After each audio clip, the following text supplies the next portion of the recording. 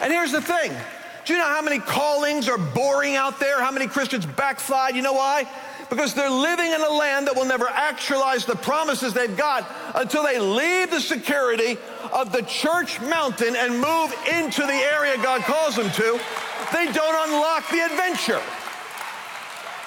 It's like that lady who was talking today about evangelism. Hilarious. But I mean, that's a model for how this thing works. You go into the porn convention, you don't feel like you're supposed to be there, but here you are.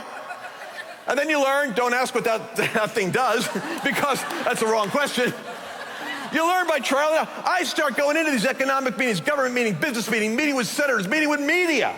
I go, oh my God, I'm going to embarrass myself. I don't know what I'm doing. The Lord said to me, it's not important that you know what you're doing. It's important that you act like you know what you're doing.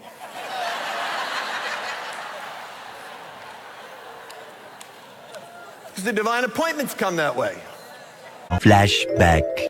So I started going into places that you know about, especially the adult convention. That's fun.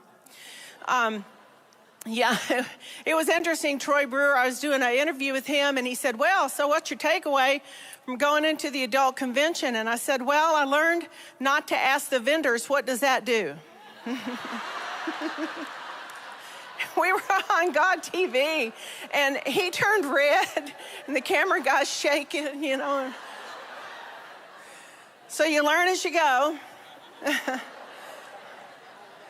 But God's got words. He's got things that he wants to say. He's got things that he wants to do, and he wants us to be unafraid to do them.